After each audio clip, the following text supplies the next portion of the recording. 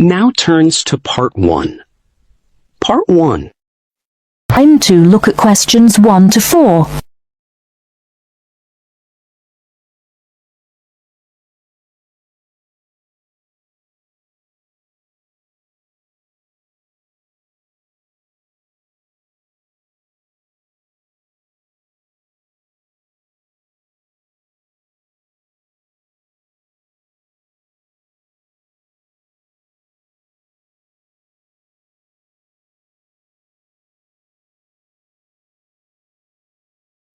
Listen carefully and answer questions 1 to 4. Good afternoon. Many people in the Western world eat the wrong food, and they eat far too much of it. So, the topic of my lecture today is healthy eating. I'll divide my talk into 3 parts. Firstly, I'm going to define what I mean by healthy eating. After that, I'll go on to talk about why people don't eat properly.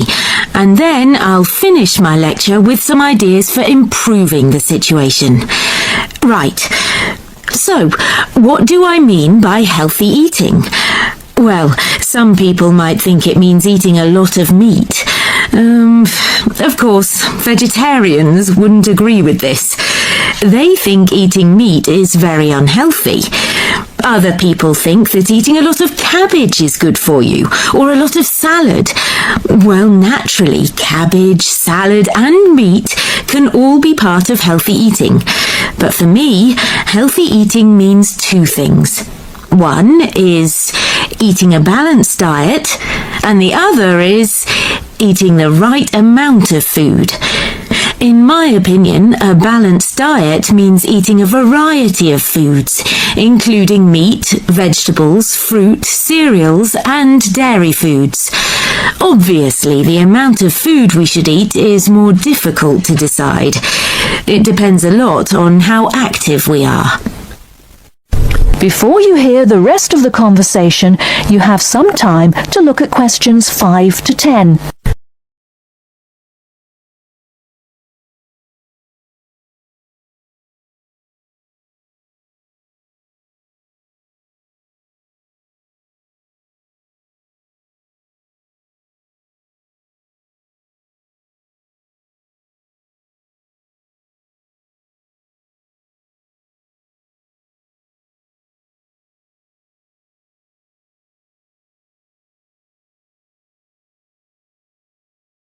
Now listen and answer questions 5 to 10. Now on to my next point. Why do so many people eat badly? Well, let's look first at having a balanced diet. To have a balanced diet, you have to plan your meals in advance and then buy the right food, and then take time to cook it properly. But these days, people are so busy working that they don't have time to go shopping, so they end up buying fast food at the last minute. Another reason people don't eat well nowadays is that it's actually cheaper to buy food already prepared in a packet. So, people who haven't got much money will buy packet food rather than cook something fresh. And a final reason why people don't eat healthily is that they don't know how to. In my opinion, schools don't do nearly enough to educate their pupils in healthy eating habits. And now to my third and last point. What can we do to solve the problem? Well, I think it can be solved by 3 main groups: families, schools, and the government. To start with, parents should make sure their children have a healthy diet. Secondly, a lot of schools have self-service machines where their pupils can buy soft drinks, crisps, sweets, and chocolates. I think schools should change what they sell in these machines. Another thing schools can do is make sure that the food they serve in their canteens is fresh and well balanced. And to finish, I'll briefly mention 2 of the measures I think the government should take to encourage healthy eating. One is to limit advertising unhealthy food, and the other is to spend more money on educating the public about the benefits of a healthy diet. In my next lecture, I'll go into more detail about them. That is the end of part 1. You now have half a minute to check your answers.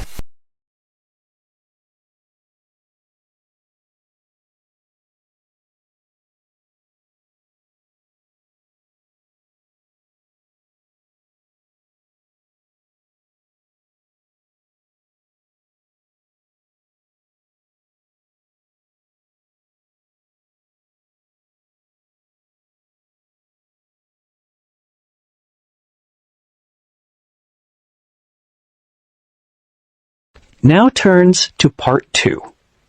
Part 2. You will now hear a speaker talking about student loans. Now you have some time to look at questions 11 to 15.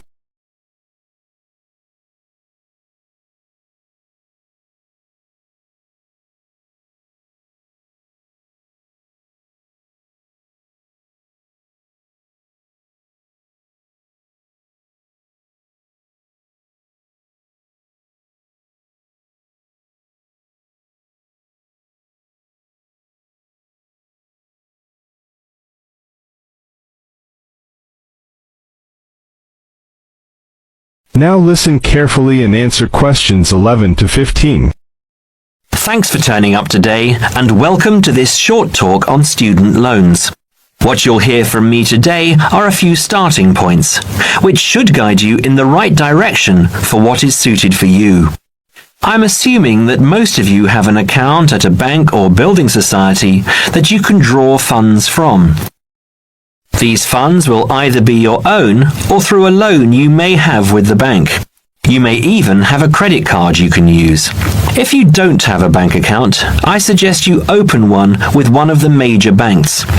It's the best option, as you will find major banks have more outlets. Within the city and in close proximity to the university are HSBC in City Plaza, Barclays in Ragdale Square, National Westminster in Preston Park, and Halifax in Hope Street. At this stage, I just want to inform international students that not all the services available for resident students will be available to you. As international students, you need to provide documentation stating that you have funds available to see you through the duration of your study. Different banks have different policies, so search out the one that will benefit you the most. You will also need to provide a photocopy of your passport and certification of your enrollment in the university. The most common way of taking out a student loan is either through the university or through a banking institution. If you decide to go with the university, again, you need to supply certification of enrollment and passport if you're an international student, or if you're a resident, you will only need the enrollment details. One word of warning is that you need to be clear on the interest you will be paying on your loan. The interest level through some universities is almost as much as the loan itself. So, if you borrow £10,000, you might have to pay back close to 20. Also, with student loans through the university, you have a limited time to pay them back, and this time is not flexible. You might have only 1 year. You might have 5. As I said, different universities have different policies. Now you have some time to look at questions 16 to 20.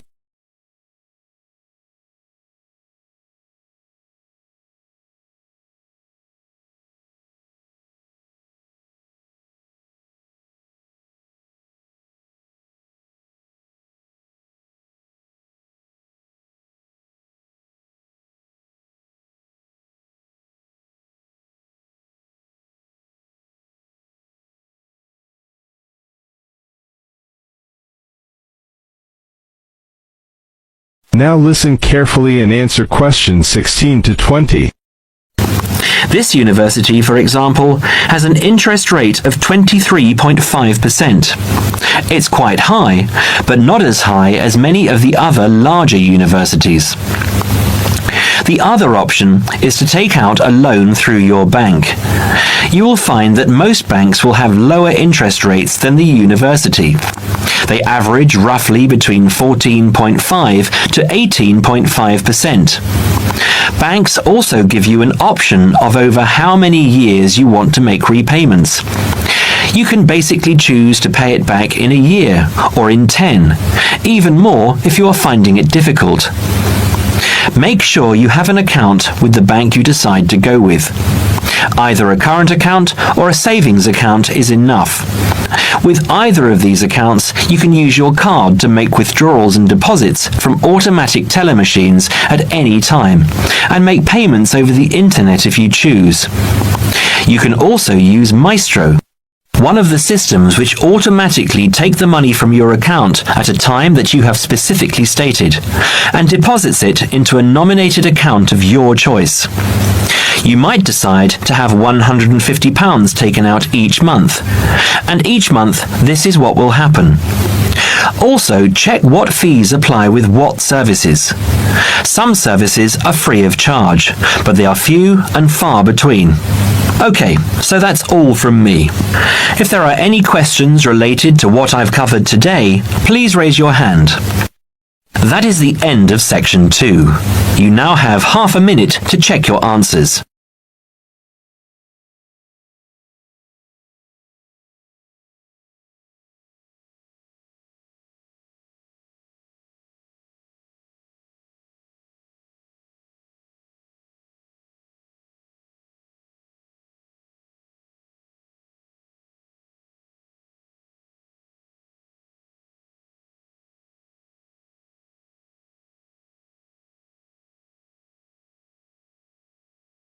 Now turns to Part 3. Part 3. You will hear a business studies student called Sam talking to his tutor about an IT project he is going to do for a local company called Turner's. First, you have some time to look at questions 21 to 26.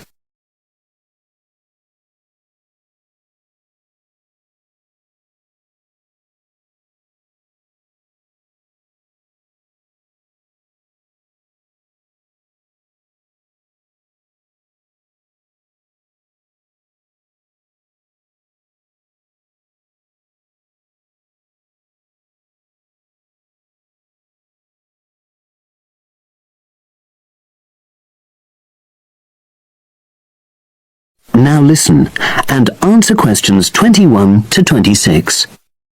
Hello, Sam. Come in and sit down. Thanks. You're here to discuss your company-based IT project, aren't you? Yes, I've been to see the manager and he's given me a lot of ideas about projects that the company would find useful. But I wanted to ask your opinion about them before I choose one. Yes, that's fine. Now, this company's called Turner's, isn't it? That's right. It's a small engineering company. They make machine components for trade use. They're well established. They started in 1976, but they're a bit old-fashioned. Okay. And what kind of projects did Turner's suggest you could do for the company? Well, they want some improvements made to their customer database. The one that they've got at the moment isn't very useful in some ways. I had a quick look at it. That would be a very straightforward project, and it'd be simple enough to evaluate, but I don't think you'd get enough out of a project like that. You wouldn't learn anything new. Well, another project they suggested is to do with their online sales catalogue. At the moment, customers can look at their products, but they can't actually order them online, which must affect their competitiveness. But I said I thought it would take too long. It's quite a big task. You're right. It's too much for the time you've got. It's a pity, though. Then they want some help with their payroll system. At the moment, the way they calculate pay involves a lot of manual accounting. I suggested they could have a system where employees register electronically when they arrive and leave work, so the hours they do could be transferred automatically. I think you'd get a lot out of a project like that. It would extend your skills, but it wouldn't be too much to take on. A student did something similar a couple of years ago, but this is slightly different. Well, then they need help with their stock inventory. They do everything manually. Really? Yes, and it takes so much time. It's probably very inaccurate, too. An electronic inventory would probably be the biggest single benefit for the company. I'm surprised they haven't had it done before. I know. Then they wanted to improve their internal security. The manager had visited other companies where the staff use swipe cards to access various areas of the building. It sounded useful, but the trouble is I'm not really sure how to do it. Well, I think you're right in that assessment. At the moment, it's probably a bit beyond your level of knowledge. Is that all? Just one more. Customer service. They want to be able to collect feedback from their customers in a more systematic way. At the moment, it's a bit of a mess, and they probably lose business as a result. Would that involve you going to see customers at their own premises? Because in that case, you might have to do a fair amount of traveling, and that would incur expenses that haven't been agreed with these companies. I never thought of that. Well, it might not be a problem, but it's something that needs clarifying. Well, I hope that's been helpful in narrowing down the options. Yes, it has, thanks. I'll be able to make a decision now. But while I'm here, can I talk to you about coursework? Sure. Now you have some time to look at questions 27 to 30.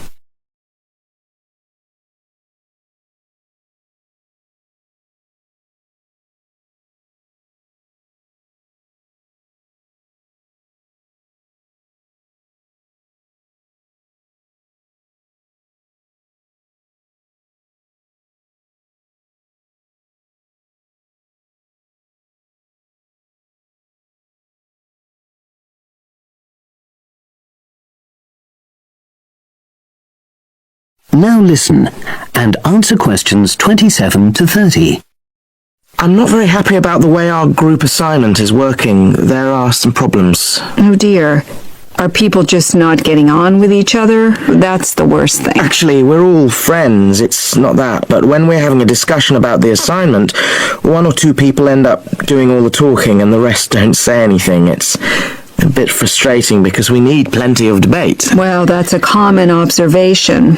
You're studying in a group with people from all over the world, and you all have your own ways of participating. In some places, students are more used to listening than talking, and vice versa. I suppose you're right. I'll try to remember that. Does everyone pull their weight as far as sharing the workload is concerned? I'd say they do, yes. And our group elected a leader. She's very good at making sure no one's overloaded. But personally, I feel that there are just too many of us in the group. Whenever we try to arrange a meeting, there's always at least one person who can't make it. It's not anyone's fault, it's just that we've all got slightly different timetables. Well, I'm glad you've talked to me about it. Feedback is always useful. Is there anything else you're concerned about? There are a couple of problems with lecturers that all the students are talking about. Last semester we had negative feedback about the way lectures were organized. There were several occasions when the wrong room had been booked or the same room had been booked twice, that sort of thing. Is that still a problem? That hasn't happened at all as far as I know. Oh, good. It's sorted out then. But I don't know the reason, but some of the staff often turn up late, so we miss 10 or 15 minutes of our lecture time. It might be because they've been copying handouts for students. I think there's a queue for the machine sometimes. Well, I'll look into that. Thank you for telling me. Anything else? The other thing is that it can be very difficult to get to see a lecturer individually. They're all very supportive and friendly when you do manage to find them, but often they're not in their office, even at times when they're meant to be available for consultation. Okay, that's helpful. Now, before you leave, That is the end of section 3. You now have half a minute to check your answers.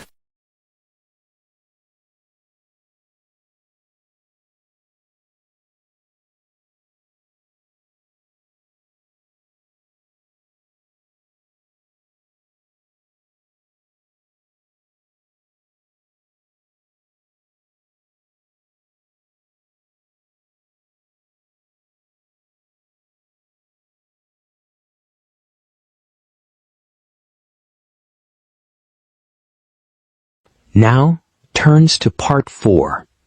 Part 4. You will hear part of a lecture about fireworks. Now you have some time to look at questions 31 to 37.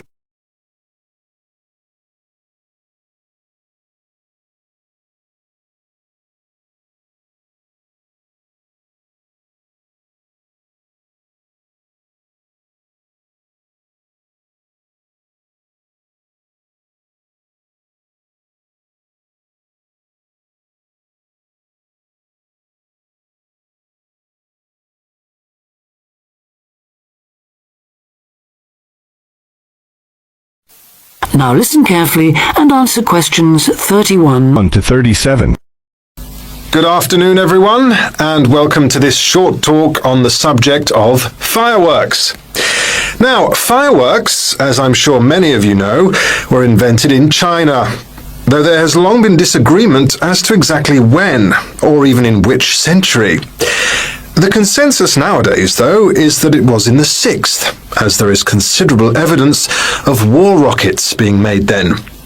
We also know that fireworks were in use by the 7th century in Arabia, where they were called Chinese arrows, reflecting their military potential. It then took a long time for them to spread to Europe. In fact, it wasn't until the 1200s that fireworks made their appearance there. The basic ingredients of fireworks have changed little to this day. Their explosive capacity comes mainly from black powder, also known as gunpowder, which is produced from a mixture of charcoal, sulfur, and potassium nitrate. A modern aerial firework, the kind used nowadays in big public displays, not the small rocket type that you might remember from your childhood, is normally made in the form of a shell, often a sphere, about the size of a peach. Inside the shell are a number of stars, surrounded by black powder, and running through the center of the round shell is a charge that makes the firework explode when it reaches the desired altitude. This is known as the bursting charge. When this explodes, it ignites the outside of the stars, which begin to burn with bright showers of sparks. Since the explosion throws the stars in all directions, you get the huge sphere of sparkling light that is so familiar at firework displays. A shell of this kind is launched from a 75mm diameter mortar, which in some ways resembles the type used by the military. The mortar is a steel, or increasingly for safety reasons, shatterproof plastic pipe. This is likely to be 500mm long and sealed at one end. The other end is aimed at the sky, and at the bottom of the pipe, below the shell, is placed a cylinder containing black powder. This has a long fuse, which projects out of the tube. When this is lit, it quickly burns down to the lifting charge, which explodes to launch the shell. In so doing, it also lights the shell's fuse.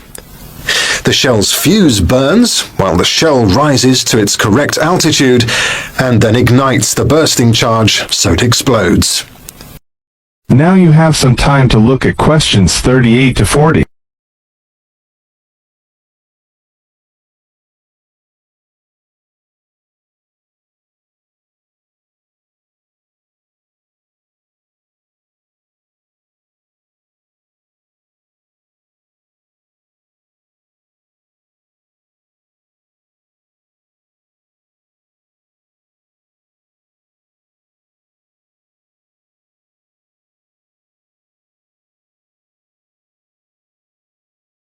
Now listen carefully and answer questions 38 to 40.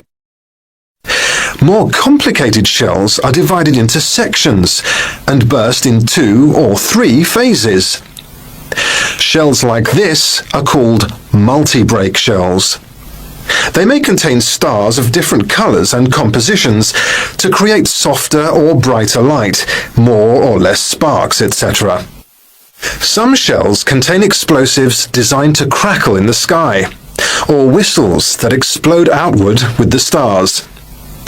The sections of a multi-break shell are ignited by different fuses, and the bursting of one section ignites the next. The shells must be assembled in such a way that each section explodes in sequence to produce a distinct, separate effect. The pattern that an aerial shell paints in the sky depends on the arrangement of stars inside the shell. For example, if the stars are equally spaced in a circle, with black powder inside the circle, you will see an aerial display of smaller star explosions equally spaced in a circle. To create a specific figure in the sky, for instance a heart shape, you create an outline of the figure in stars inside the shell. Then you place explosive charges inside those stars to blow them outward into the shape of a large heart. Each charge has to be ignited at exactly the right time, or the whole thing is spoiled. Many other shapes have particular names, like the willow. This is formed by stars that fall in the shape of willow tree branches, spreading a little to the side and then downwards. The high charcoal composition of the stars makes them long burning, so they may even stay visible until they hit the ground. The ring shell is fairly basic. It is produced by stars exploding outwards to produce a symmetrical ring of coloured lights. More complex is the pattern created by the palm, which contains large comets or charges in the shape of a solid cylinder. These travel outwards, explode, and then curve downwards, like the limbs of a palm tree. The serpentine, the last one for now, is different again. When this one bursts, it sends small tubes of incendiaries scattering outwards in random paths, which may culminate in exploding stars. It can be quite spectacular. That is the end of section 4. You now have half a minute to check your answers.